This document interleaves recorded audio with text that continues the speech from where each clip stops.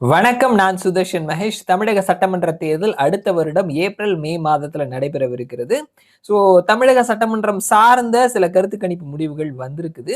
அந்த வகையில இந்த வீடியோல நாம சத்தியம் டிவி சில வாரங்களுக்கு முன்னாடி ஒரு கருத்து கணிப்பை எடுத்து வெளியிட்டிருந்தாங்க.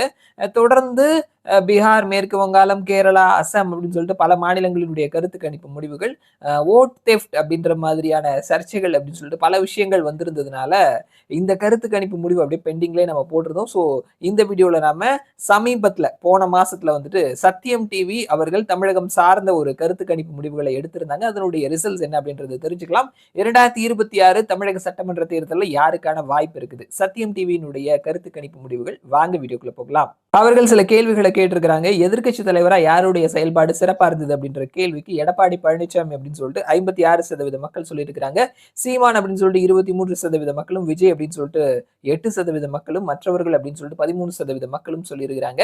அண்ட் அடுத்தது சத்தியம் டிவி பத்தி சொல்லணும் அப்படின்னா முழுக்க முழுக்க பிஜேபி வெறுப்பு இருக்கக்கூடிய ஒரு டிவி சேனல் தான். பிரதமர் மோடி பேசும் பொழுது சன் நியூஸ்ல கூட வந்துட்டு அதை டெலிகாஸ்ட் பண்ணுவாங்க. ஆனா சத்தியம் டிவி பார்த்தோம்னா ஏதோ ஒரு உள்ளூர் செய்தியை போட்டுட்டு இருப்பாங்க. அந்த அளவுக்கு அவர்களுக்கு மோடி மேலையும் பிஜேபி மேலையும் மிக கடுமையான வெறுப்பை பல இடங்கள்ல வெளிப்படுத்தி இருக்கிறாங்க. இங்க இருக்கக்கூடிய ஊடகங்களுக்கு திராவிட சித்தாந்தம் ஒரு பயாஸ்டான ஒரு ஸ்டாண்ட் அப்படின்றது இருந்தாலுமே பிரதமர் பேசும் பொழுது கூட வந்துட்டு அதை லைவ் டெலிகாஸ்ட் பண்ணாத ஒரு நடுநிலையான சேனல் அப்படின்னா அது சத்தியம் டிவி தான். ஸோ அவர்களினுடைய கருத்து கணிப்பு முடிவுல பாஜக ஒரு சிறந்த எதிர்கட்சியா இல்லாம இருந்ததுல நம்ம ஆச்சரியத்துக்கு இடம் கிடையாது. இன்னும் பல சர்ப்ரைசஸ் எல்லாம் வச்சிருக்கிறாங்க. அடுத்தது முதல்வர் ஸ்டாலினுடைய செயல்பாடு எப்படி இருக்குது அப்படின்ற கேள்விக்கு ரொம்பவே சிறப்புன்னு சொல்லிட்டு 13% மக்களும், சிறப்பு அப்படின்னு சொல்லிட்டு 31% மக்களும், சுமாரா இருக்குதுன்னு சொல்லிட்டு 42% மக்களும், மோசம் அப்படின்னு சொல்லிட்டு 11% மக்களும், கருத்து இல்லைன்னு சொல்லிட்டு 3% மக்களும் சொல்லியிருக்கிறாங்க. மோசம் அப்படின்றது வெறும் 11% தான் அப்படின்றத நம்ம கவனிக்கணும். அடுத்தது இந்த ஆட்சியில எந்த திட்டம் உங்களை கவர்ந்தது அப்படின்ற கேள்விக்கு மகளிர் உரிமை தொகை அப்படின்னு சொல்லிட்டு 28% மக்களும், விடியல் பயணம் அப்படின்னு சொல்லிட்டு 29% மக்களும், புதுமை பெண் திட்டம் அப்படின்னு சொல்லிட்டு 18% மக்களும், காலை உணவு திட்டம்னு சொல்லிட்டு 16% மக்களும், மற்றவை அப்படின்னு சொல்லிட்டு 9% மக்களும் சொல்லி இருக்கிறதா இவங்க சொல்லியிருக்கிறாங்க.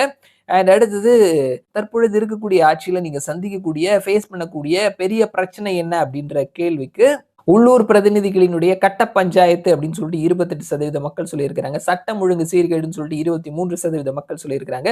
போதை கலாச்சாரம் அப்படின்னு சொல்லிட்டு 18% மக்களும், விலைவாசி பிரச்சனை அப்படின்னு சொல்லிட்டு 11% மக்களும், மற்றவை அப்படின்னு சொல்லிட்டு 20% மக்களும் சொல்லியிருக்கிறாங்க. அண்ட் அடுத்தது கட்சிகள் தனித்தனியா போட்டிட்டாங்கன்னா யாருக்கு எவ்வளவு சதவீத வாக்குகள் கிடைக்கும் அப்படின்னு பார்க்கும் பொழுது திமுகவுக்கு 27%, அதிமுகவுக்கு 19%, சீமானுக்கு 9%, விஜய்க்கு 13%, திருமாவளவனுக்கு 12%, பாட்டாளி மக்கள் கட்சிக்கு 12%, வைகோவுக்கு 1%, பாஜகவுக்கு 5%. இந்த திருமாவளவன் அண்டு பாட்டாளி மக்கள் கட்சி இவர்கள் எல்லாம் எப்போ இது வரைக்கும் 12% வரைக்கும் எடுத்தாங்க அப்படின்றது தெரியல.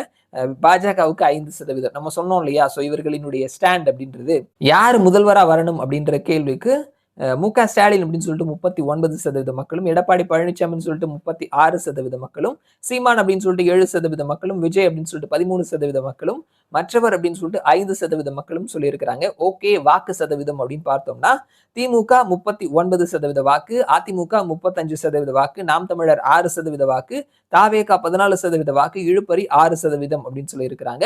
இதுல அதிமுக அப்படின்றது தேமுதிக, பாமக இவங்க 2 பேரையும் சேர்த்தே தான் இவங்க போட்டிருக்கிறாங்க.